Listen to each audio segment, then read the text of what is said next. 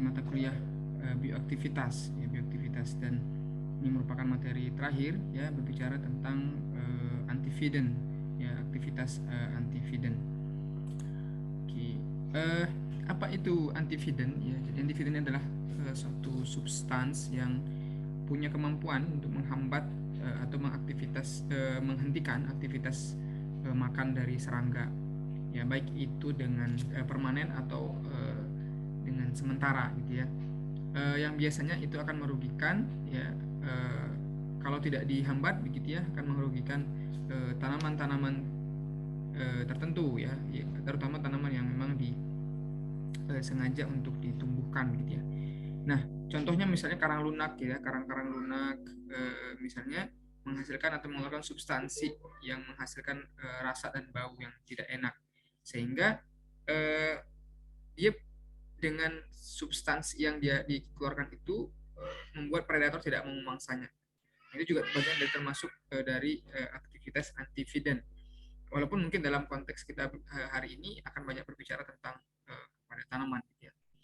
Nah, substansi bioaktif ini dimanfaatkan untuk menghambat aktivitas makan serangga, seperti misalnya Rutella, ya, Silostella, yang digunakan gitu ya untuk melihat dampak negatif penggunaan pestisida atau potensinya karang lunak.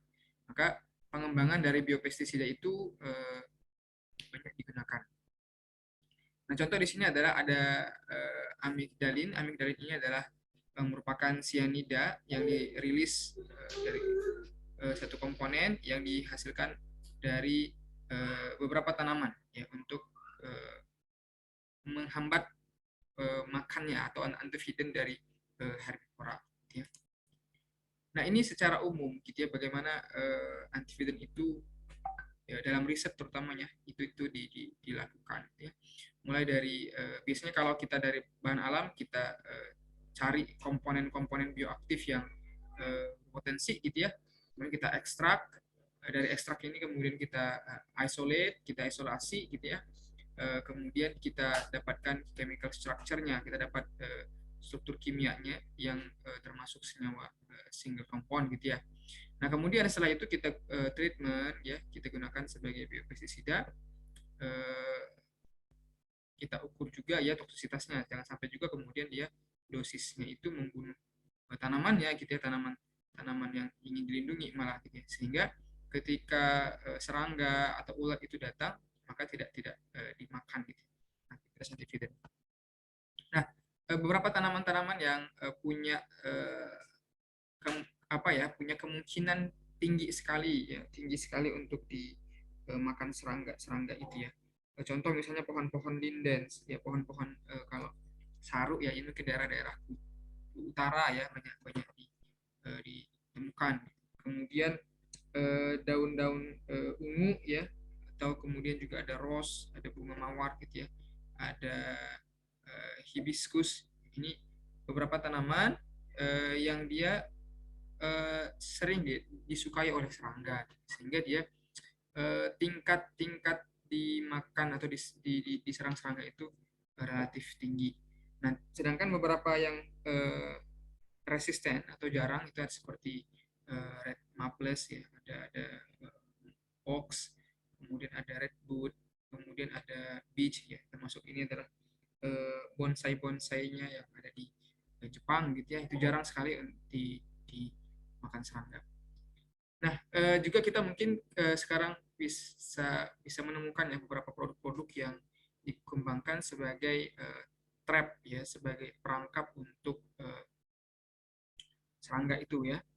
Misalnya seperti yang digambar ini ya, bag a book ya, jadi dia kantung, kemudian di dalamnya itu dia mengandung aroma ya, aroma tertentu, terutama dia diberikan feromon.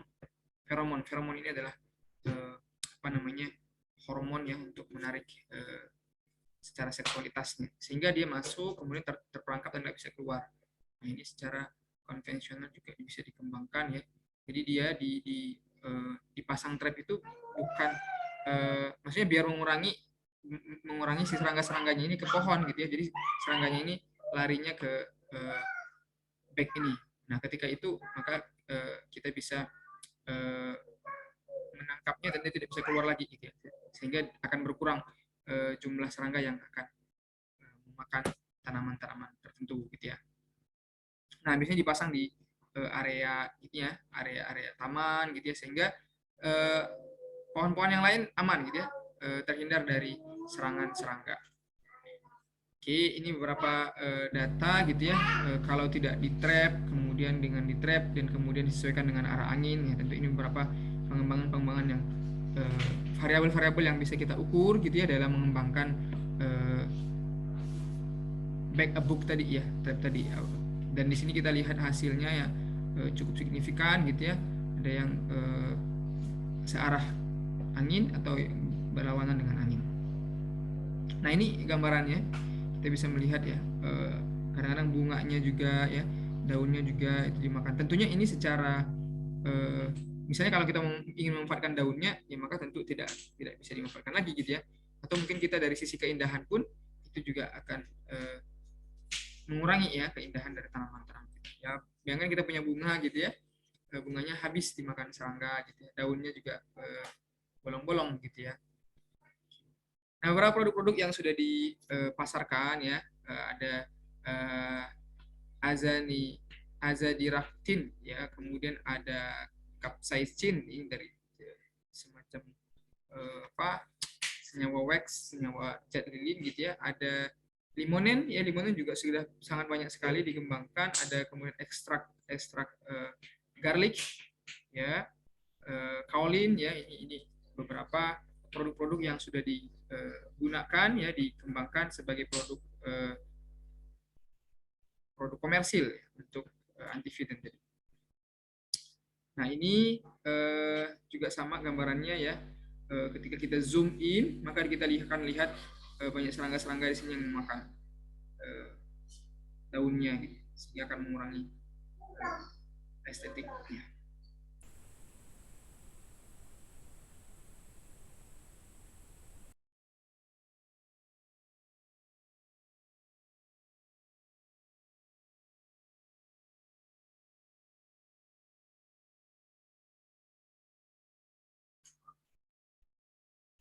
Oke, ini juga proses ya, kita misalnya mau menguji ya, kita menguji aktivitas antividen itu, kita bisa kumpulkan beberapa daun, kemudian kita buat treatmentnya ya, nanti kita masukin ke dalam plastik begitu, kemudian kita bisa lihat apakah dimakan atau tidak sama si serangganya gitu ya.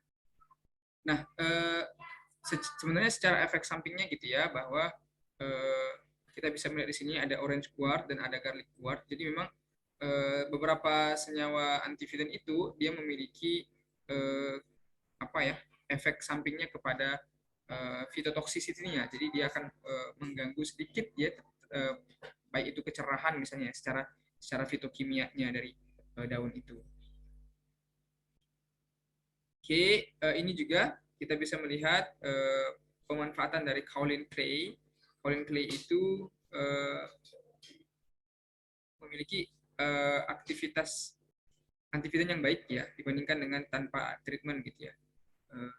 Kita bisa melihat di sini daunnya masih utuh gitu ya, atau tingkat tingkat dimakan serangganya kecil sekali.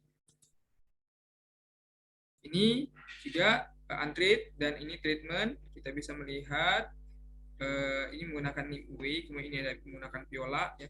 Kita bisa melihat perbedaan dari daunnya ya, daunnya. Nah, ini juga beberapa ini ya, dari neem tadi dia menghasilkan azadira azadirachitin ini. Azadirachitin ini merupakan insektisida yang diekstrak dari bijinya ya, biji dari pohon neem ini. Nah, jadi dia dikembangkan sebagai antividen. Kemudian kita bisa melihat beberapa antividen yang lainnya ya, tadi sudah ya. Kemudian klasifikasi bahan kimianya, ada kafein. Kafein juga termasuk antividen, kelompok alkaloid. Kemudian ada capsaicin, ini juga termasuk kelompok alkaloid. Ada kokain, alkaloid ya, ada nikotin ya, ada asam ginemik, ada asam tanik ya. kemudian juga ada beberapa sumber tanamannya ya, sumber tanamannya, familinya dari mana-mana, kemudian herbivora yang telah diuji ya, diuji itu apa-apa saja ya. Jadi kita bisa melihat ini beberapa example of natural antividin ya. Karena memang pada dasarnya tidak semua juga gitu ya, tidak semua juga serangga itu bisa dihambat proses makannya dengan oleh satu antividin. Jadi boleh jadi misalnya di sini ya, kafein ini ya bagus untuk menghambat serangga A gitu ya. Katakanlah di sini ada Daunus flexipus, belum tentu dia bagus juga untuk Myzus versi A ini. Jadi belum tentu antividin itu berlaku untuk yang lain gitu lah ya. Jadi dia biasanya agak cenderung spesifik aktivitasnya. Beberapa tes. Ini juga beberapa komersial dari antividin yang lainnya.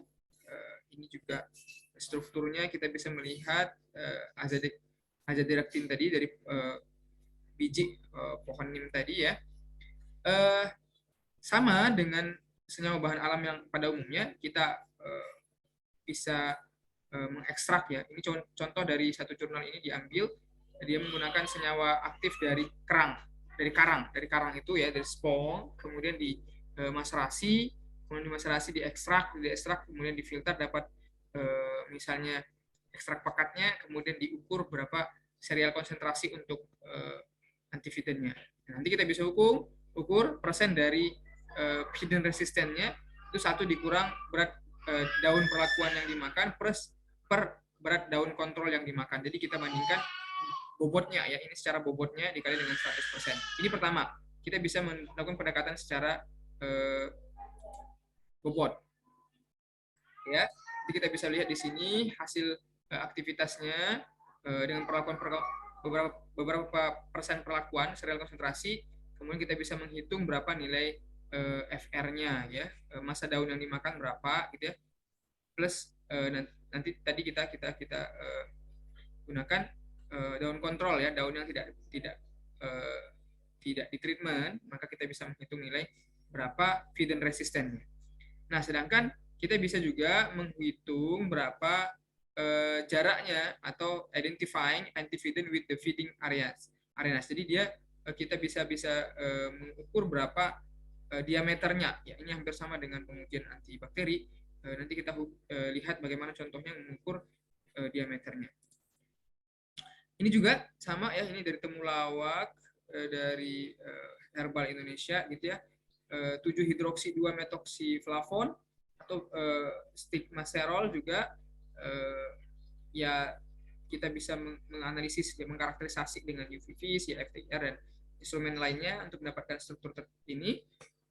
Nah, kemudian kita ukur tadi ya persen dari aktivitas antividinnya, dan sebagaimana biasanya kita akan menggunakan serial konsentrasi untuk melihat konsentrasi yang paling maksimal. Oke, ini juga sama, aktivitas antividin dan anti-oviposisi ekstrak daun titonia ya terhadap kutu kebul. Oke. Kemudian itu bisa dibaca. Kemudian ini ya cara menghitung luas area tadi ya, luas area. Ini dilihat dari satu jurnal ya, senyawa aktif antividin dari ekstrak daun pangi ya. Jadi dia bisa kita hitung ya, luas sektor yang dikonsumsi bagian kanan dikurang di bagian kiri, plus luas sektor yang dikonsumsi bagian kanan plus bagian kiri dikali 100%. Nah, jadi kita nanti dapat berapa luas area aktivitas antividinnya. Ya, ini tadi ya. Jadi kita bisa masukkan ke dalam rumus ini, persen antividinnya sama dengan luas daun yang dikonsumsi kanan tadi ya, kanan dikurang kiri plus yang kanan ditambah dengan kiri ya, dikali 100% nanti bisa kita dapatkan hasilnya. Nah, ini contoh lagi ya efek antividin dari ekstrak Ageratum conizoid ya terhadap Spodoptera sp ya. Ini kita temukan di sini ya menggunakan daun tanaman padi, kemudian diukur nantinya ya, di treatment secara 8 jam, selama 8 jam, kemudian diukur persentase antividennya. Saya rasa ini beberapa contoh ya, jurnal-jurnalnya, dan banyak sekali sebenarnya jurnal-jurnal yang lain yang bisa dirujuk untuk mengukur aktivitas antividen. Mulai tadi yang pertama kita mengukur dari sisi bobot, terus yang kedua kita mengukur dari sisi luas area aktivitas antividennya. Mudah-mudahan bermanfaat. Untuk selanjutnya nanti kita dibahas di diskusi dan ada post testnya. Assalamualaikum warahmatullahi wabarakatuh.